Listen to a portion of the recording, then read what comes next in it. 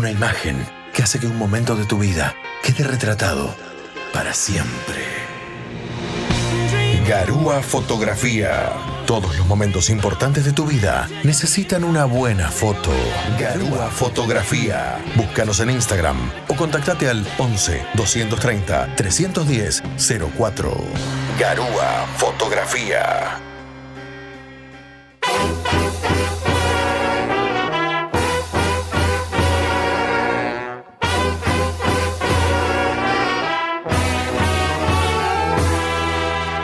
¡Viva el teatro! ¡Viva el teatro siempre! Soy Gabriela Romeo, actriz, dramaturga, directora. Las invito a compartir universos singulares con extraordinarios teatristas. Este programa lo auspicia Argentores. A volar con la imaginación. Así empieza el viaje.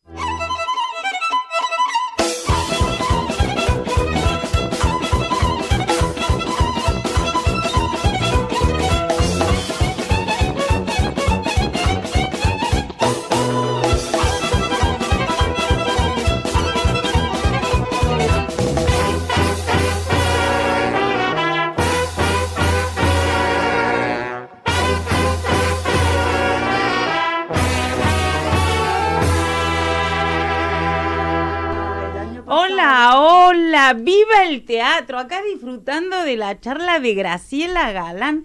Qué honor, Graciela, viva el teatro siempre, gracias por estar, enorme artista, escenógrafa, vestuarista, un artista que reúne todo. Muchísimas gracias por estar. Estoy muy contenta porque también acá Pablo Mariusi por fin logré que llegara. Hemos podido encontrarnos en verano. En verano que no tenés clases y te traje con un ACE. Me trajiste el con ACE un de ACE. oro, varios. Sí. Pero además el de oro. Sí, está bueno. Estamos Bueno. ahí todavía cayendo. Muchísimas gracias. Puro talento, un camino enorme y bueno, un compromiso, no solamente los personajes que cuentan su historia, sino se traspasa lo que vos sos y lo que vos entregás en el escenario. Así que muchas gracias. A vos. Cuerpo poético, si lo haces. Y acá este chico, por favor, yo no miro mucha tele. Y cuando vi que hace 9 años empezó con El Elegido, con un ángel y una cancha, y ahora brillando en Cuando Frank conoció a Carlitos, brilla también en Souvenir de Mari, Cromañón y series y cine. ¿Cuánto camino? Gracias, Gabriela, por la invitación y por compartir acá con todos. Alan Madanes, qué hermosura. Bueno, muchísimas gracias a los tres. Y a mí me encanta tu vuelo poético, Graciela, pero ya de chiquita. Contanos esas historias que escribías de la mitología griega y tu mamá encuadernó, pero vos ahí... ¿Sabías eso? ¿Y por qué sé? Y vos ponías tu vuelo propio. ¿Cómo es esto?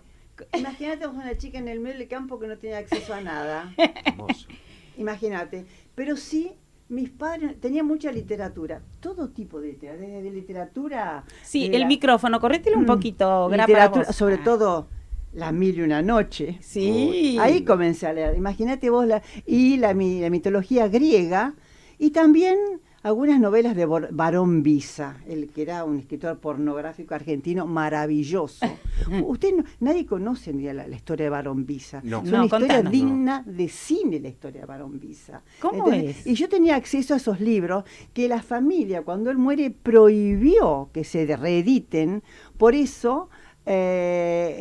con mi hija estamos buscando, ponemos en internet si alguien tiene algún libro de Barón Visa. Barón Visa fue un señor muy rico, muy rico, que escribía novelas, un poco pornográficas, pero que se casó con la primera aviadora del mundo, una francesa, que fue la primera que atravesó la cordillera de los Andes, su mujer. De ella, sí. Una francesa, y él la llenaba de alhajas, porque era una, aparte, aviadora, muy bella, y ella recorriendo en su avioneta sola, todas las provincias, muere, en un momento cae, y él le hace un gran monumento a su mujer, que lo cuidaba un señor un poco torcido, donde se dice que enterró todas las alhajas. Pero este señor, aparte, se casa con ella en Francia y el casamiento invitó a todos los reyes. A todos los reyes. Y en el barco, se metieron todos adentro de un barco y quisieron ir a visitar a Stalin. Es maravilloso. La historia, era un señor muy excéntrico. Muy excéntrico. Excéntrico, claro. Sí, se decía stalinista, comunista, él quería, y fueron y llegaron hasta el anterior Stalin, que creo que no lo entrevistaron a él, no pudieron llegar a Stalin, pero él quería entrevistar a Stalin con un grupo de gente muy ricos del mundo en un barco. O sea, era como el snobismo en ese momento. Claro, tremendo. Bueno, ese fue, la historia de Barón Visa es extraordinaria, Ya nos queda acá flotando este universo. Barón Visa. Claro. Yo me lo anoto. Sí, Yo siempre digo, yo tenía acceso a todo tipo de literatura. Y en eso yo quería, vos fíjate, agarrar la literatura, dentro de la literatura griega, la historia de Píramo y Tisbe. Hermoso. Claro, y yo lo empecé a dibujar. Yo dibujaba, claro, un poco los trajes griegos. No había, en mi caso, un libro de vestuario. Tenía 10, 12 años.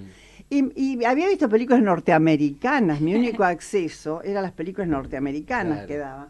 Entonces dibujaba los trajes griegos como las películas norteamericanas, ¿entendés? Y hacía historietas. Y también con tus hermanas, ¿no? Relatos con ellas. Claro, inventamos, inventabas Pero ¿cómo sabes todo eso? Sí, hacíamos fantasmas con las aspiradoras, ¿viste? Esas aspiradoras qué hermoso. Hacíamos fantasmas para de noche, le poníamos luces y hacíamos fantasmas con las... Teníamos Buenísimo. 3 o 4 aspiradoras, jugábamos en las... Bueno, no, era cosa de gente de campo, ¿entendés? De tener, no claro, tener pero acceso. eso te despertó todo tu vuelo poético. Y mi papá... Pero, perdóname, ¿no? Pero cuando te escucho y vos decís, no tenía acceso. Tenías acceso a todo esto, es un montón. Claro. A la imaginación, a la literatura, Totalmente. poder inventar cosas. Y mi papá Es no extraordinario quería eso. que tengamos juguetes. Entonces Te los nos hacías ponía vos. barro, un pedazo de barro ahí, y hacíamos caballitos, y yo las muñecas las hacía recortando, las dibujaba, las recortaba, Hermoso. y hacía las muñecas, ¿entendés lo que te digo? Todo eso, claro, era porque, y tenía creo que 3 o 4 colores, tampoco tenía una caja de... Pero eso era a propósito, ¿entendés? Yo inventaba los colores, mezclaba el rojo con el azul, el verde. Es un signo muy importante para vos el color. Es claro, como que sí. necesitas Bueno, que el color sea como la guía de lo que después se multiplica. Claro, pero al mismo tiempo, en Buenos Aires yo tenía a mi prima, que era una chica muy rica, y que murió de leucemia a los 12 años, y que íbamos a visitarle y el cuarto estaba lleno de muñecas Marilú. ¿Te acuerdas de las muñecas? Unas muñecas especiales. Me acuerdo de escuchar muy, a mi mamá. muy caras. Tan grande no soy. Y mi prima estaba acostada en la cama llena y mi tía me decía, las muñecas no se pueden tocar. Wow. Claro. Entonces yo veía eso y que nosotros no teníamos esas muñecas, ¿entendés lo que te digo? Era esa, y las dibujábamos después. Qué hermoso. Pero tampoco sufríamos, porque las muñecas después pasaban, para mí era un signo de muerte, ¿entendés lo que te digo? Porque era la muñeca esa tan linda así, y me encantaban mis muñequitas de papel. Y el señor acá, Pablo Mariusi, también Bellas Artes. También, yo empecé en el mundo de la plástica. En el mundo de la plástica, y ¿te impactó muchísimo esa salida cuando eras chico que tu mamá te llevó a ver Los Titiriteros al Teatro General San Martín? ¿Cómo Hiciste un fue trabajo eso? de investigación. Sí, por eso veo. Sí, ¿cómo fue eso? Y como a los 5 años de haber sido, me llevó a ver El Gran Circo, de Ariel Bufano, que después de muchos años, en una reposición del San Martín, yo llevé a mis hijos a ver El Gran Circo. Y nada, era como me dio como, abrió la puertita de ese mundo, del teatro y de... Igual yo no me imaginaba como actor, de hecho tenía mucha más predisposición hacia la plástica. ¿Ibas a ser arquitecto? ¿Te hubiese gustado o no? Me hubiese gustado, mi viejo venía del mundo de la construcción, mi abuelo también, me gustaba mucho, me pasaba horas en mi casa dibujando y haciendo cosas, como dice Graciela, con el barro y con... y en un momento entro en la Escuela de Bellas Artes a los 6 años y y nada, ahí hacíamos grabado, pintura, Qué lindo, escultura, dibujo y cerámica. Y en un momento determinado, cuando fui adolescente, a los 13, 14 años, teníamos un taller de teatro con un profesor que se llama Pedro Costa.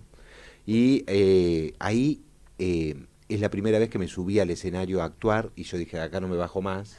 Terminé la carrera de Bellas Artes. Y cuando le dijiste a tu mamá, Cuando le dije a mi mamá. Dijo, ya lo sabía. Sí, ¿Cómo me fue? dijo, Contalo. yo tenía la cosa esta de decirle, claro, yo tengo un hermano que es economista, otro que es ingeniero, Claro. el último hermano mío es abogado. Y yo tercero terminé la carrera de Bellas Artes y me senté enfrente de mi vieja y le dije, mira mamá, a mí me gustaría, empecé a balbucear y mi mamá me dice, yo ya sé, ¿querés hacer la carrera de teatro? Le digo, sí. Y hacelo. Claro, ¿viste?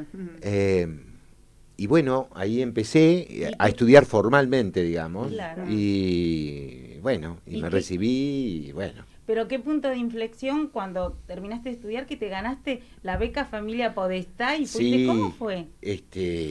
me das miedo. No, yo todavía no claro. llegué. Yo Me ya da estoy pensando, miedo. ¿qué sacaste? En la Escuela de Arte Dramático había una beca que yo no tenía la menor idea hasta Pero que soy terminé. respetuosa, ¿eh? No, Sí, me no, meto está con muy bien, cosas está muy bien. íntimas. Hasta que terminé la carrera no sabía que existía una beca que se llama Beca Familia Podestá, que era que al mejor promedio, que yo tampoco tenía la menor idea que era Sí, sí. el mejor promedio, podías acceder a trabajar en el San Martín, que para mí era como el sueño del pibe. Soñado, ¿viste? claro. Soñado. Claro. Ah, Y entonces ahí arranqué y me acuerdo que la obra que hicimos fue El señor Puntile y su criado Mati, un obrón de Brecht.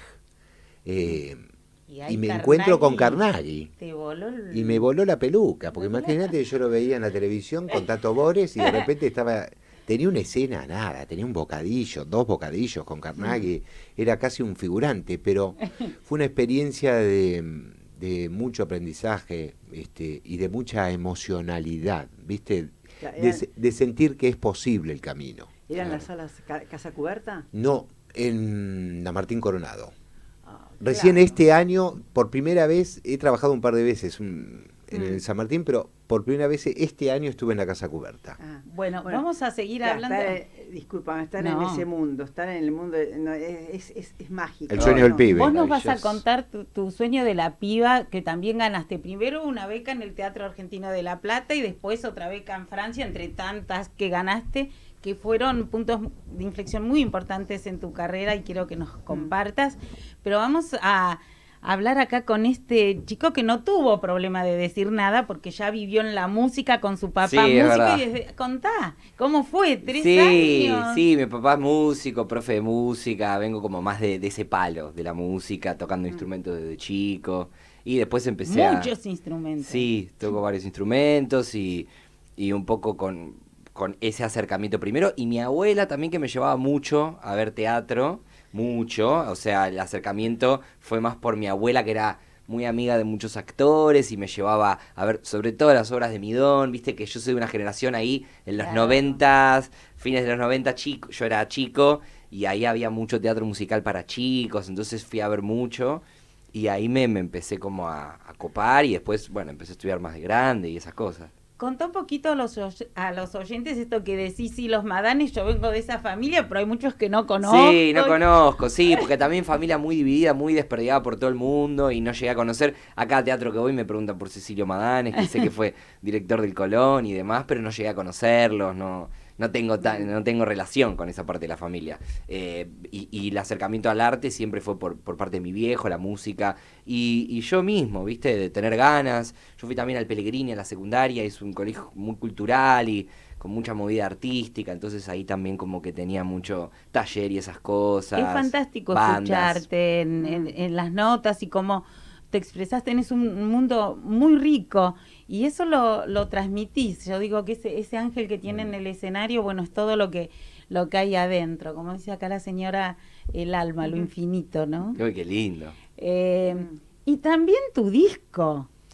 Sí, eso está siempre en proceso, ¿viste? Cuando Sí, pero yo acá voy a poner un disco, si me das permiso, que se llama 32 de diciembre. es para una cerrar. canción así Una suelta. canción sí, suelta, claro. la podemos poner. Sí, al por cerrar. supuesto, Ay, sí, claro. Contá de esa producción. Y la música es como que, esto que te decía, empecé de chiquito y después medio que el oficio de actor, haciendo cosas para publicidades, para alguna serie, para el teatro, trabajando, me fue como comiendo ese deseo de hacer música propia, ¿viste? Entonces empezar a expresarse con la actuación, yo escribo también, hacer cosas en las redes, soy muy de la generación que en las redes uno también expone cosas, entonces Hermoso siempre... lo que Sí, lees en pero las redes, siempre que la lees. música me queda como relegada y también son otros los tiempos y a mí me gustaría como dedicarle una gruesa porción de tiempo, ¿no? Para hacer un disco, digamos, no es todo tan instantáneo, entonces siempre me queda como ahí en cuándo lo voy a hacer, entonces siempre voy sacando alguna canción, pero medio que el oficio de actor termina comiendo al oficio del músico y nunca llego, pero está ahí Bueno, siempre. ya va a llegar el momento. Sí, claro. Y además, qué trabajo maravilloso en Frank, cuando Frank conoció a Carlitos, porque, claro, como cuenta tu compañero, de Carlos Gardel hay pelis y cosas, pero vos tuviste que crear, explorar, Sí. investigar acerca de cómo te imaginabas a este Frank que ya nos vas a contar. Hermosísimo espectáculo que está de miércoles. Ya que estamos, pasate el chivo. Ah, sí, de miércoles a domingo, estamos ahí en el Astral. Las y- entradas en Plateanet, para el que quiera venir, vamos a estar en el verano. Sí, se aplaude de pie y se disfruta Sí. muchísimo. Yo ya lo vi 2 veces. Y ya nos vas a contar si tenés algún ritual. ¿No llevas tu tigrecito ese que tenés intacto que le regalaron a tu mamá cuando ahí naciste? llegó la investigación. Ahí apareció la Ah. investigación de Gabriela. Ese tigrecito me lo regalaron en el sanatorio cuando nací. ¿Viste esos peluches que uno tiene que guarda y que son medio El apego. claro, el apego. El apeguito. Y ya nos vas a contar vos de tu tigre Juan, qué salvajada, los premios, hermosísima obra, los premios que ganaron, qué equipazo. Bueno, nos vas a contar porque me causó mucha gracia esto que Luis Rivera López te dice, ¿sabés manejar títeres? No. ¿Sabés cantar? No. ¿Sabés bailar? No. Bueno, yo te quiero igual. Y no se equivocó, ya nos vas a contar de ese Juan. ¿Nos contás un poquito esto de cómo ganás esa beca y te vas a La Plata? En La Plata estudiaste Bellas Artes, que era una muy integral. 2 carreras hice en La Plata, Sí. 2 carreras. ¿Y ciencias naturales? Y ciencias naturales, sí, porque siempre me gustó la naturaleza. ¿Entendés? Siempre un gran apego a los animales tengo.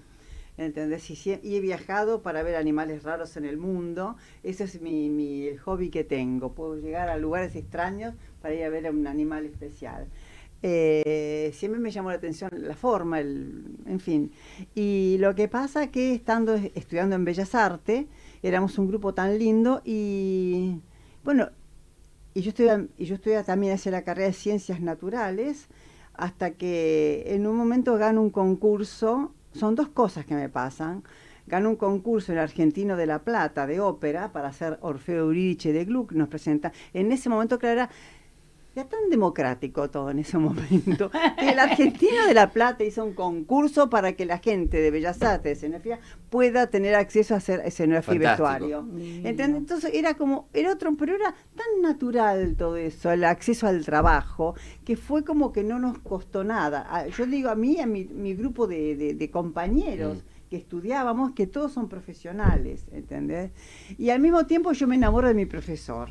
Entonces, eso que hace que deje Ciencias Naturales, que llega hasta casi el 3er año, o sea que era una carrera, ¿no? Y aparte era la discusión con mis profesores sobre la inteligencia animal. Wow. Yo discutía muchísimo sobre la inteligencia animal en ese momento, pero me agarraba y yo hoy en día digo que yo tenía razón. Esa es la bronca que tengo. Tengo una bronca que guardo, que sí, es verdad, que yo tenía razón cuando hablaba de inteligencia animal, que mis profesores en ese momento hablan todavía de instinto animal. Claro. Bueno, entonces yo en ese momento ya tenía una gran discusión, bueno, en fin. Y eso hace que tome mi carrera más seriamente cuando gano eso y después me presento. En ese momento Francia daba becas de arte y yo me presento La gana por ser la única que se presentó también a querer estudiar en Francia, ¿no? Y yo comienzo a estudiar en Francia, quería hacer mi tesis antes de graduarme en Bellas Artes, y mi tesis era el mecanismo teatral, cómo se inventa el mecanismo teatral en la Edad Media, en la Edad Media, ¿entendés? Y que se inventa con la aparición del diablo. Porque claro, porque en la Edad Media eran todos los milagros, era la historia del Nuevo Testamento. Entonces era el teatro de, no sé cómo se traduce acá, el teatro que la gente iba caminando, iba viendo diferentes escenas. ¿Entendés? Primero una escena, nacimiento del niño Jesús, de cómo va, en fin, toda la historia, era como una peregrinación que se iba haciendo. Entonces, hasta con la aparición de la imagen, claro, todo eso, ese teatro de la iglesia, estaba hecho por curas. Claro. Que los curas se disfrazaban de vírgenes, los curas entonces yo tuve acceso en Francia, en Estrasburgo, a cuánto costaba una peluca, en un convento, cuánto costaba una peluca, está todo registrado. Está todo registrado. Claro. Lápiz de labio, acá, porque los curas se tenían que disfrazar de Virgen María, de Magdalena, de todos los santos, de angelitos. Imagínate vos, porque las mujeres no tenían acceso a la iglesia, era un teatro religioso. Sí, entonces, claro. Entonces, imagínate vos la peluca de la Virgen, un cura disfrazado de Virgen María. Entonces eso ya me pareció maravilloso. Pero toda la imagen que se tenía era imagen y semejanza al humano que tenían alrededor. Cuando hubo que inventar el diablo, ahí comienza la fantasía. ¿Cómo era el diablo? Entonces el diablo que tenía oreja de esto, cara de asno, entonces ahí comienza y entonces el diablo ¿dónde venía? ¿Del cielo? No, venía del infierno, hubo que hacer fuego, inventar mecanismos teatrales. ¿No? Mi tesis se llamó La maquinaria teatral en la Edad Media con la aparición del diablo. Entonces el trabajo que yo hice, ¿entendés? Lo hice todo en francés. ¿Y está publicado eso? Está publicado en la Sorbona, pero nunca tuve tiempo de dedicarme más a eso. Yo hice mi trabajo, ¿entendés? Yo hice mi trabajo dirigida por André Weinstein, un gran historiador de teatro, que él quería que yo me quede en Francia. Él quería que yo me quede siguiendo, porque le interesó muchísimo mi trabajo. Y yo ahí me vengo porque tenía una hija chica, estaba con el padre muere, me tuve que venir a Argentina, ¿entendés? Entonces me tuve que venir a Argentina y ahí llego a Argentina, hago la película Quebracho, me llama Ricardo Bulli para hacer la película Quebracho, y ahí comencé en otro mundo y me olvidé del diablo, el mecanismo. Para que el diablo no te alcance, te olvidaste del diablo. Me olvidé del diablo. Entonces, pero fue un trabajo que encaré y son esas cosas que siempre quise volver a investigar. Claro.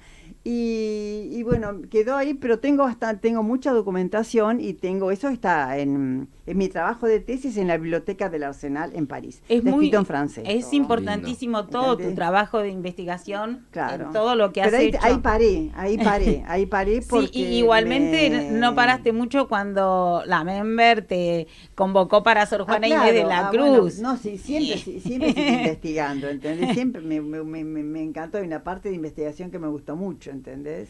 Y esto de los oficios que se están perdiendo y que tuviste que rescatar y que ya ahora, los talleres y los oficios que hay en el San Martín, esta gente que ahora, que ya no puede transmitir por ahí. Exactamente, tanto. Yo estaba en un momento donde necesitaba bordadoras, gente que haga guantes, sombrereras, gente que haga flores. En el San Martín incluso había una sombrería que hacía las flores. Vos le pedías una camelia a lunares, ¿entendés? O gente que hacía guantes, nada. Entonces esos oficios se fueron perdiendo porque si vos a un adolescente hoy en día le decís, ¿querés ser sastre?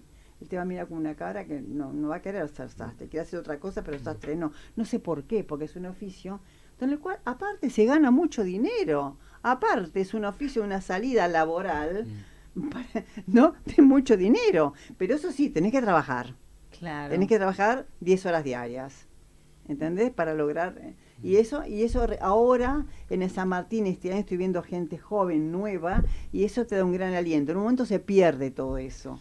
Contanos, dentro de un ratito nos vas a contar, ya que mencionás el San Martín, de esta muestra que disfruté y disfruta la gente en el Centro Cultural Recoleta.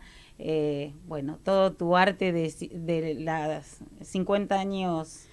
Un horror. Es el yin y el yang. Por un lado me horrorizo, por otro lado me pongo contenta.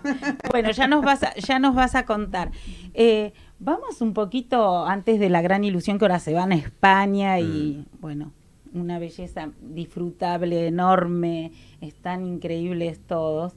Qué historia interesante de el autor, su vida, su padre. Bueno, ya vamos a hablar un poquito de esto, de Salvajada, porque ha ganado tantos premios que merece que compartas con los oyentes. Y Salvajada fue un milagro, creo yo, porque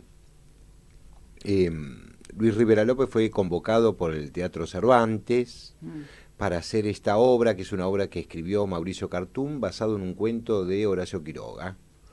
Un cuento bellísimo de Horacio Quiroga, que yo no conocía, tampoco soy un gran conocedor de la obra de Quiroga, pero sí había leído mucho sobre Quiroga, y este cuento yo por lo menos no lo conocía, y la mayoría de mis compañeros tampoco lo conocían.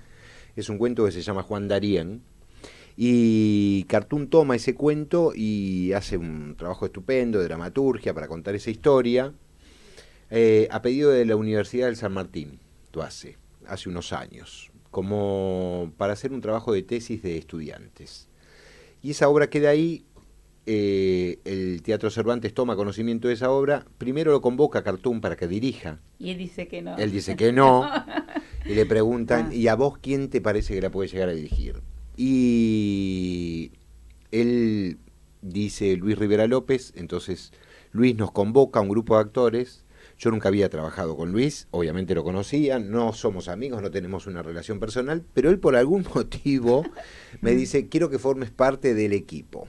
Y yo en principio no iba a ser el personaje de Juan Darien, iba a ser otros personajes, iba a doblar personajes, y resulta ser que el personaje de Juancito no le cuadraba a ningún actor. Y entonces no encontraba ningún actor que quisiera hacerlo. Y yo no soy un tipo que venda entradas, ¿viste? Porque si Pablo Mariucci me conoce mi mamá, encima mi tía, mi Lorena, y encima tiene poca letra. Es un personaje que realmente cuando lees la obra uno dice cómo se hace esto. Y en un momento determinado él dice, me convoca a tomar un café en un bar acá a 2 cuadras. Mira. Y me dice, mira, ningún actor quiere agarrar el personaje de Juan Darien. Qué maravilla. Y yo pensé que lo podés hacer vos. Y a mí se me cayó la mandíbula, porque primero nunca había pensado en protagonizar y nunca había leído la obra viéndome como Juan Darien. Entonces... Y no te cortes los rulos, te dijo. No me corte, que no me cortara el pelo. Y entonces yo soy un actor un poco atípico, en el sentido de que no le dije que sí, inmediatamente. Imagínate, para un tipo que venía teniendo el recorrido que tenía yo, protagonizar en el Cervantes, una obra de Cartún, y no es que me había asustado, es que solamente, es que dije, nunca había leído el texto pensándome yo como Juan Darien. Entonces me tomé una semana para leer la obra. Lorena me decía, pero, ¿cómo no dijiste que sí? Lorena es mi compañera. Y le digo, mirá, yo quiero ver cómo. Claro. Y lo leí unas cuantas veces, leí el texto, y después de una semana seguía sin saber cómo lo podía llegar a hacer, pero dije, si este tipo me llamó a mí, quiere decir que confía en mí, Claro. así que yo voy a confiar en él, porque es el director además, y a la semana lo llamé por teléfono y me dijo, creía que ya no me ibas a llamar nunca. Y le digo, mira, si vos crees que yo lo puedo hacer, yo confío en vos, trabajemos mucho, las 10 horas que tiene que trabajar un... Exactamente, sí. Trabajemos mucho y hagámoslo. Y así fue, empezamos a trabajar, trabajamos mucho por fuera del contrato del Cervantes. Sí. Se armó un se grupo... hace? Cuando ves el Siempre, resultado, siempre. Se armó un grupo hermoso de compañeros, divino de compañeros, realmente se armó un equipo. A veces en estos contextos de teatro oficial o de teatro comercial, no ocurre así en el independiente, pero viste que son como producciones que es como medio palo y a bolsa, ¿viste? bueno, vamos con letra prendida y Y Lorena, vamos. tu compañera, te vio ahí jugar como un pibe de... Y me cuando vio tenía ahí, 15. me vio sufrir y me vio gozar, porque también me dio mucho gozo hacer ese personaje, y fue un personaje realmente muy bello, un personaje muy físico. Yo no estoy acostumbrado Sí. al teatro físico. La gente me dice, ¿sos bailarín? No, no soy bailarín. ¿Tenés un entrenamiento físico? Tengo, sí, el del actor y Claro. el de un tipo que tiene como Que trabaja con el conciencia cuerpo, sí. del cuerpo, digamos. Claro. Y sí, soy un tipo muy laburante. Eso sí, yo soy un tipo muy laburante que nunca sabe de qué manera va a ser los personajes. Y eso Esa búsqueda. a mí me parece... Claro. Yo tengo el mismo miedo que la primera vez que actué. Cada vez que me ofrecen un personaje, no me imagino por anticipado de qué manera lo voy a hacer. bueno. Eso me da mucha adrenalina, me estresa mucho también durante los procesos. No, además no tener resuelto, pero te invita a volar. Sí, pero Si ya totalmente, dijiste está esto, buenísimo, Está buenísimo. Y la coreógrafa divina, ¿no? Como Marina Schwartzman, Schwarzman. sí. Sí, se armó un equipo realmente, Marcela Salvia, Alejandro Mateo en la escenografía del vestuario, bueno, Luis Rivera López, Sergio Robert, que ayudó y armó el equipo también en la parte de producción, todos los laburantes del Teatro Nacional Cervantes, que también hay que decirlo, se involucraron. A veces cuando uno entra dentro de esas fábricas teatrales, ¿viste, no? Graciela lo sabe muy bien, ¿no? Y vos decís, bueno, estos tipos hay que ponerlos a favor del proyecto y la verdad ha sido una experiencia extraordinaria Sí, con los se laburantes del comenta teatro. por todo el medio. Bueno, me hace muy feliz eso y disfrutable enormemente. Contanos vos tu búsqueda de este Frank, el inglés, la fusión entre inglés y el castellano. Y bueno, un poco lo que decías, es un Sinatra joven, que no había mucho archivo para hurgar, y también la estructura de la obra está puesta en el tango, en las canciones. Es una obra que son 15, 16 tangos de Gardel, donde aparece Sinatra siendo chiquitito. Es una leyenda que se cuenta, que se encuentran ellos en Nueva York, y entonces también buscar, viste, muchas veces también en el musical sucede mucho, que no hay tantos bordes para pararse, viste, y ver dónde, porque está todo muy puesto en la espectacularidad En lo de afuera, que en lo sí. minucioso. Pero con Nati del Castillo, la directora, y con el compa Oscar, que es un titán, buscamos esa unión de ellos dos porque tenían que salir siendo como amigos. Dos muchachos traviesos. Dos se muchachos dice por ahí. traviesos, y también cargar con el mote de interpretar digamos, una de las voces más emblemáticas de la cultura popular de toda la historia. Sinatra por un lado, Gardel por el otro. También un poco como Pablo, yo, incluso con menos experiencia que ustedes, estando totalmente desnudo, vacío, diciendo cómo voy a encarar esto, cómo lo voy a hacer, tirándome una pileta, buscando, y confiando un poco también en que, bueno, por algo uno está ahí, por algo hay algunas condiciones que se reúnen y dicen, bueno, esto va a funcionar. Y busqué mucha entrevista de lo poco que vi, películas, muchas, desde aquí hasta la eternidad, a un montón más. El inglés me costaba, había un montón de cosas que era como... Vos igual tu oído musical. Sí, con pero digo, inglés, sí. hablar en inglés, cantar tangos en inglés, todo era medio chino. Yo dije, esto es un piletazo, vamos a ver cómo sale. Y también tocar la obra de Gardel, que es un personaje para los argentinos tan icónico, tan magno, que decís... Hay que hacerlo con mucho respeto, con mucho tacto, con mucha entidad, digamos, ¿no? Todo el equipo argentino, eso hay que destacar. Sí, yo siempre que hablo de la obra me disfruto mucho de decir eso. Hay mucha gente que la viene a ver y te compara con Broadway. Está esta cosa, ¿viste? En el inconsciente de, uy, qué esto es digno de Broadway. Me encanta, es un halago y uno lo recibe. Pero a mí me gusta decir que es digno de la calle Corrientes, de nosotros, y que está hecho con un equipo enteramente argentino, autores argentinos, la música de Gardel, digamos, es nuestro y es para nuestra gente y está buenísimo. Así que bueno, la búsqueda del personaje fue un poco eso, fue un poco hurgar un poco lo que tenía y con cierta libertad, porque pareciera que es como difícil, pero al mismo tiempo encarnar a Gardel, yo lo supongo un poco más complejo, porque hay una idea de Gardel que es más impactante. Entonces Oscar tenía esa presión de tener que parecerse, y un Gardel de 40 años que es ya el trascendido, digamos. Yo tenía la libertad de Más pararme lo que donde completa quería. la gente acerca de Exacto. arte. Yo tenía la libertad de pararme donde podía, de cantar como quisiera, sin tomar el riesgo de imitarlo, y de también recuperar un poco de la esencia, ¿viste? No hacer una pose de Claro, y Sinatra. qué maravilloso esto que decimos siempre, que cuando uno que siempre el teatro es con el otro, y cuando uno se ocupa que brille el otro, brilla uno. Y el vínculo de ustedes es hermoso, se nota que hay un vínculo más allá desde el personaje, desde lo actoral. Sí, yo disfruto mucho de verlo a él trabajar. Incluso en la mayoría de las escenas a mí me toca estar admirando y contemplando lo que él hace, metiendo los bocadillos en inglés, la típica dupla donde uno es el segundo y está viste, devolviendo todo el tiempo, siendo pared. Y me encanta ese rol, es un re desafío, estar presente, escucharlo cantar. Hay canciones que él canta enteras y yo estoy, cuando canta Cambalache yo lo estoy viendo y la escena se completa por la fusión de los dos. Y él es muy generoso, muy compañero, y también uno trata de estar siempre a la altura cuando trabaja con personalidades o actores que ya han hecho cosas y han trabajado mucho y tienen mucha experiencia. Yo me pongo medio en el rol de esponja, ¿viste? Y tratar de complementarnos. Y eso se nota, justo sacaste el tema que te iba a preguntar.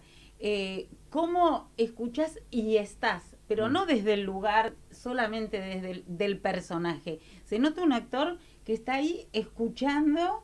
Presente. Y presente, y tiene un vuelo, se multiplica el vuelo poético que aparece ahí en escena. Así que, bueno, es un espectáculo súper recomendable, no se lo pierdan. ¿Siguen hasta cuándo? Y viste, vamos viendo. Hoy en día Sí. este país Tienen vamos viendo éxito, cómo lo va vamos funcionando. viendo. Para ahora enero estaremos y seguiremos. Supongo que el verano, sí. Vamos a hablar de La Gran Ilusión, que ahora se va a España, pero quiero que nos cuentes, Graciela Galán, ese trabajo tuyo que fue, creo, un punto de inflexión de Boda Blanca y tu vínculo con la Yusem. ¿Cómo fue eso? Esos tubos de tul, qué riesgo hermoso. El recuerdo más grande que tengo es que me pasé 18 días metida en un sótano para lograr, porque yo, bueno, es el vínculo que uno crea con el director. Para mí, desde mi trabajo, es muy importante la idea, ¿entendés?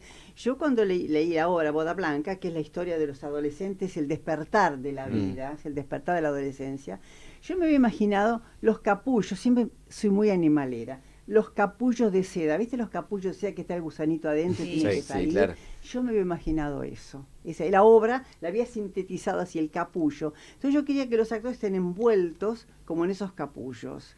Ahora imagínate vos decirle a los actores, tenés que trabajar envuelto No se te va a ver directamente. en esos capullos. Bueno, nada, logré, y aparte esos capullos que tenían que desaparecer de escena, porque en un momento el actor, entonces, de repente caía como si tuviera un tubo de tul redondo en el actor, que lo petrifiqué, y él hablaba de adentro, y de repente ese capullo desaparecía, en un teatro que era teatro cooperativa.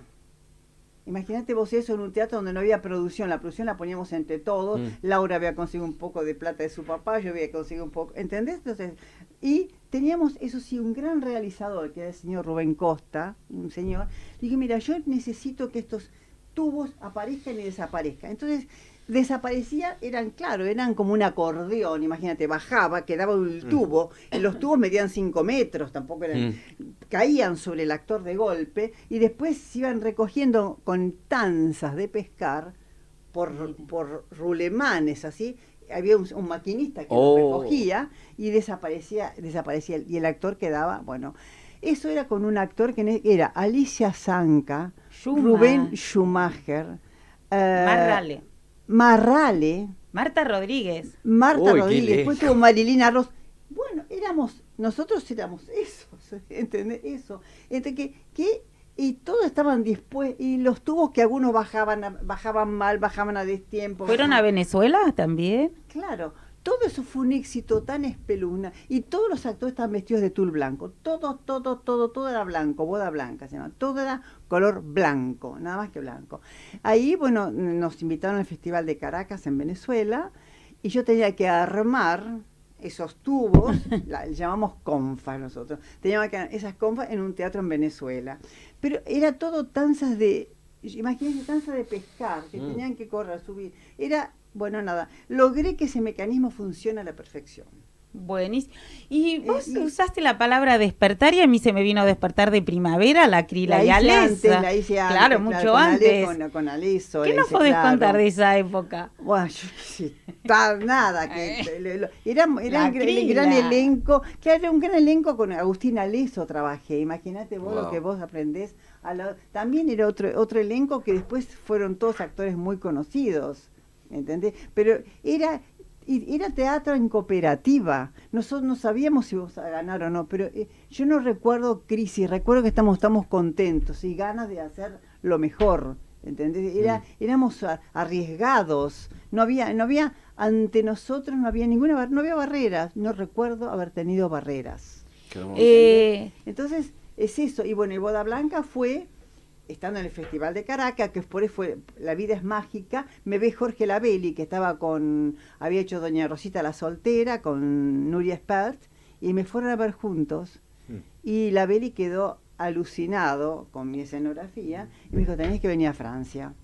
Y ahí te fuiste a Francia. No, ahí le dije que no, porque no podía en ese momento ir a Francia, y la próxima vez me invita a hacer La Mandrágora de Maquiavelo en Francia. Le tuve que decir que no, porque yo estaba trabajando. Y después me dice, mira, Graciela, voy a hacer La nona de Roberto Cosa. Él ya era director del Teatro Nacional de la Colina. Y dije, bueno, perfecto, voy ahí y nada, y hago La nona de Roberto Cosa, y que fue un gran éxito. Y el segundo trabajo que hice fue Comedias Bárbaras de Valle Inclán, un espectáculo de 7 horas de duración, donde hacía cambios escenográficos, todo, y 80 vestuarios, 85 vestuarios. 7 horas duraba el espectáculo. Se habrás dibujado y trabajado. También estuviste en Polonia. Sí, bueno, sí. tanto.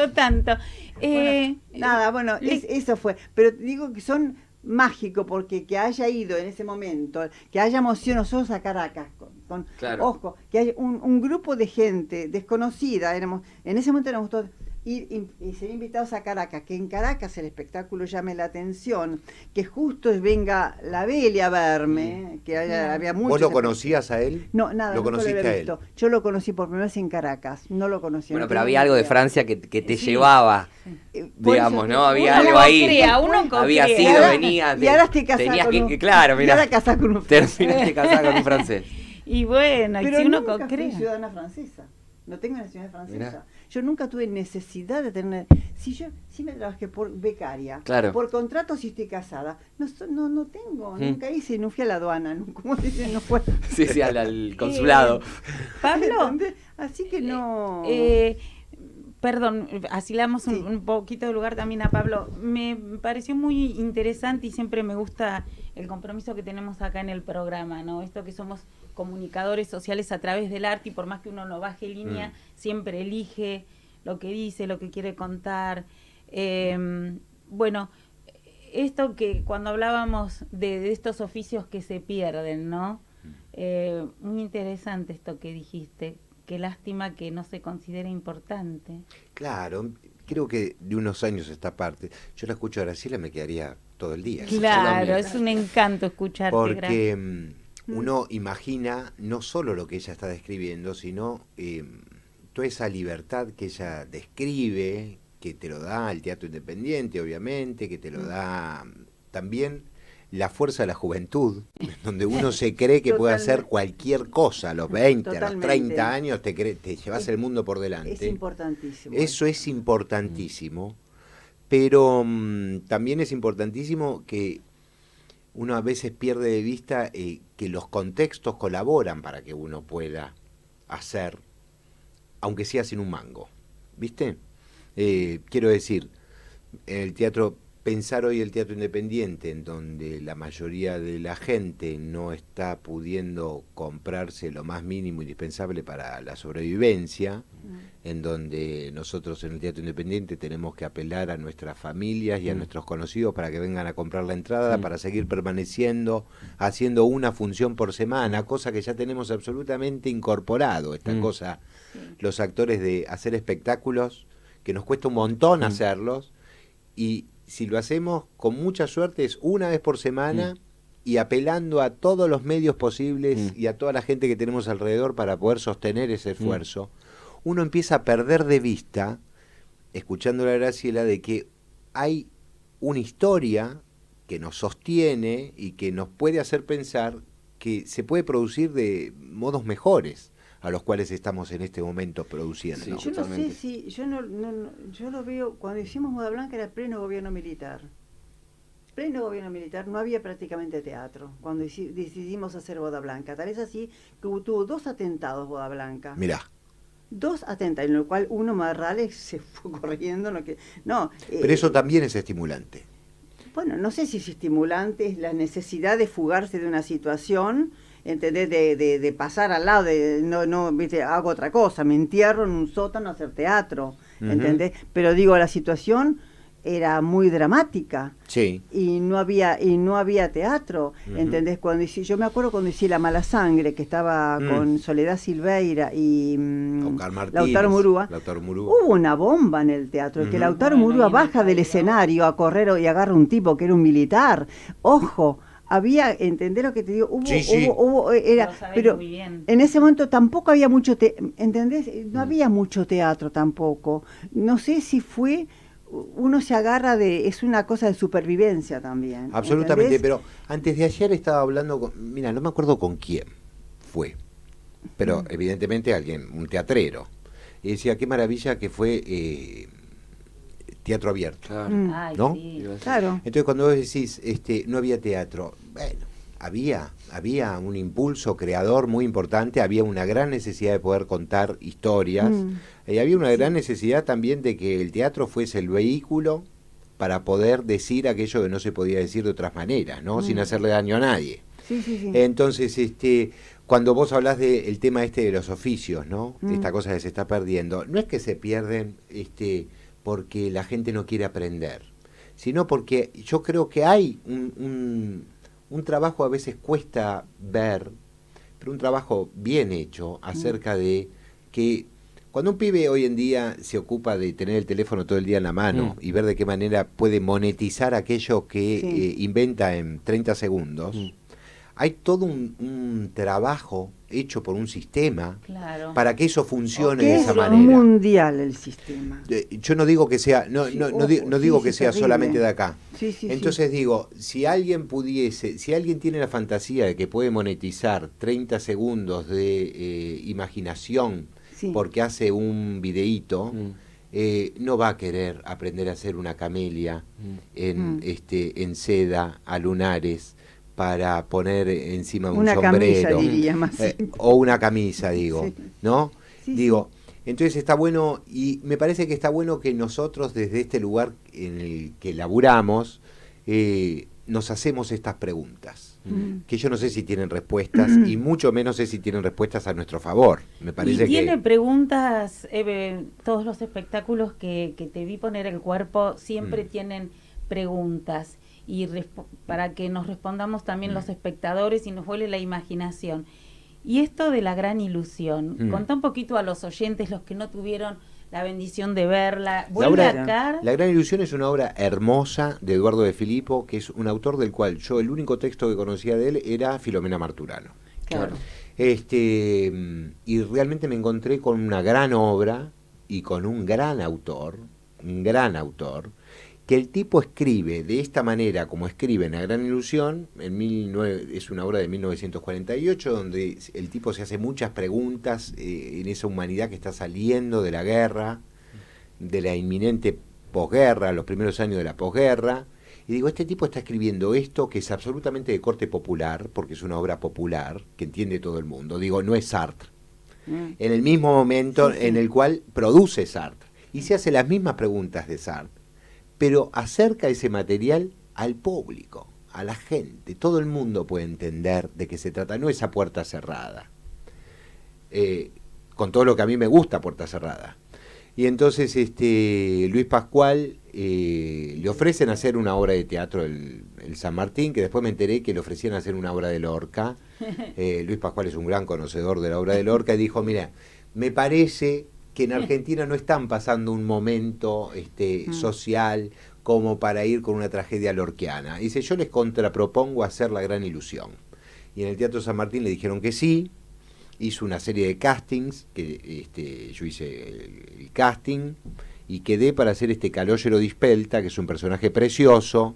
El arco de transformación es increíble, ya en los pelos se ve. Tiene un arco de Abominable. transformación, el personaje hermoso, de esos que todos los actores querríamos transitar en algún momento, y es una obra hermosa, que una de las cosas que plantea, porque no quiero aburrir, Sí. pero una de las cosas que plantea que a mí me parece muy interesante es aquella necesidad que tenemos los seres humanos de inventarnos ilusiones para poder seguir viviendo. ¿Y quiénes son el resto de los seres humanos para juzgar a ese otro que se inventa eso que le posibilita seguir viviendo? ¿Viste? Se van a España. Nos vamos a España mañana. Yo me voy mañana. El resto del elenco se va. Metí ahí vacaciones familiares. Claro. Pero vamos a llegar el 10 de febrero. Tenemos funciones a partir del 15 de febrero en el Teatro del Canal. Y estamos felices de poder ir con este trabajo allá.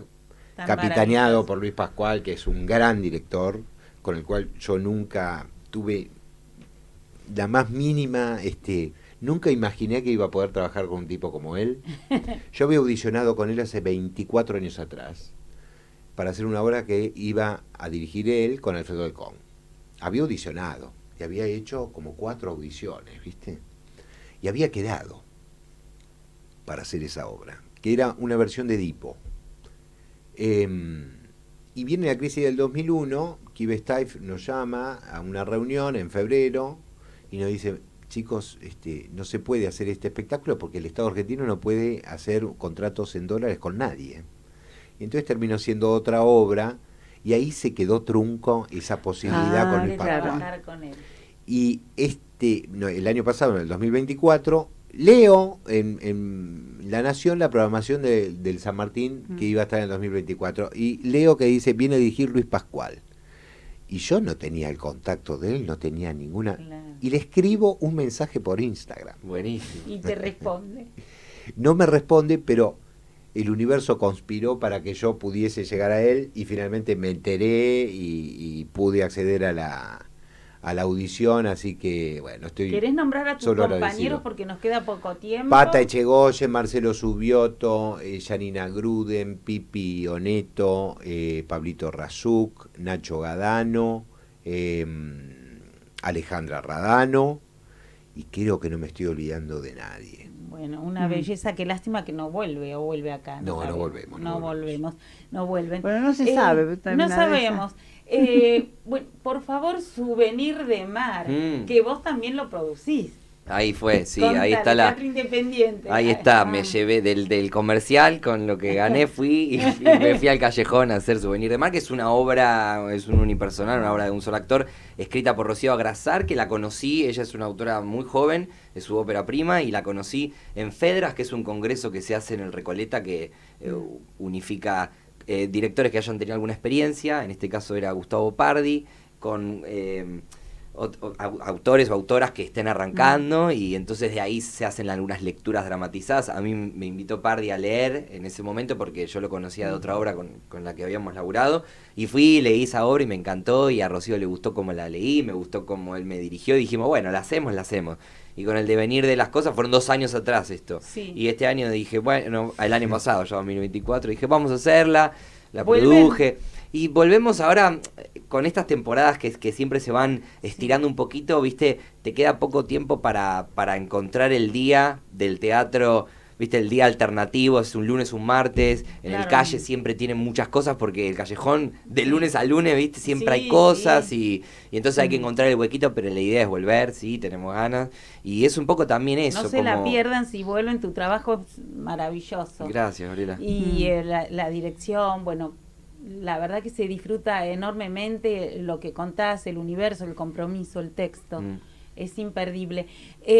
Mencionemos la muestra tuya que está en el Centro Cultural Recoleta, que va... Sala 14. Sala 14, el horario súper amplio para ir a disfrutar de la mañana a las 21 horas. No se lo pierdan, con entrada Ayer- libre y gratuita. Ayer domingo hubo mucha gente que va a verlo, mucha gente que que se interesa y saca fotos, muchas fotos saca la gente en este momento. Sí. Son 50 años de vestuario en el San Martín, ¿eh? No es en otro lugar, es solamente en el San Martín. Yo digo que es una quinta parte de mi trabajo. en Claro. Qué Wow. Bueno, yo les agradezco infinitamente. Bueno. Por supuesto que este programa tendría que durar, pero el día entero Pasó muy con bien. ustedes. Viva el teatro siempre.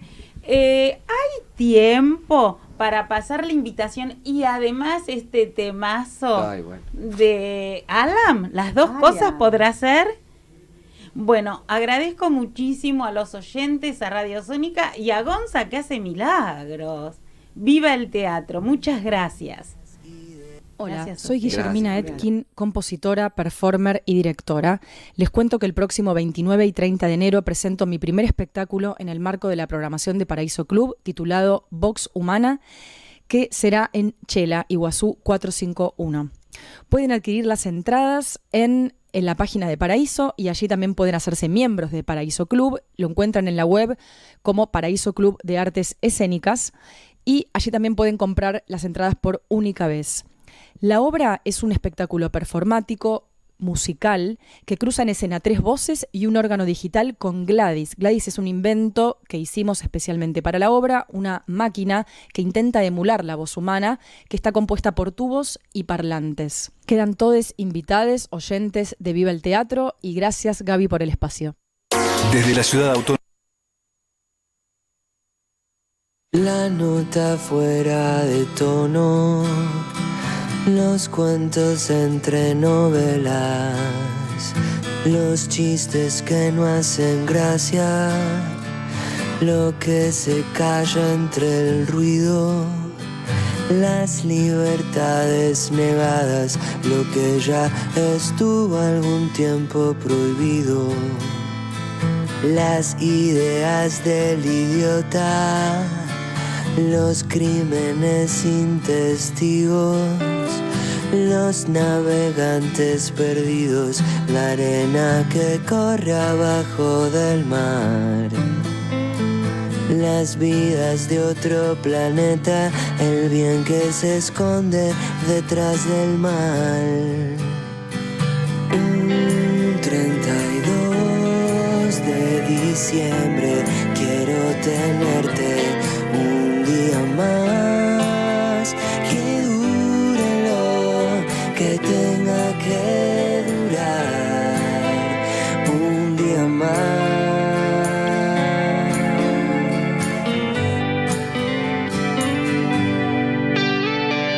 Las mariposas suicidas, la gente que miente con la verdad, una mamá sin su hijo, un pacto sin sellar, los que amanecen de noche, lo que entre las copas los dos nos decimos, unos paquetes vacíos, la calle que se corta a la mitad.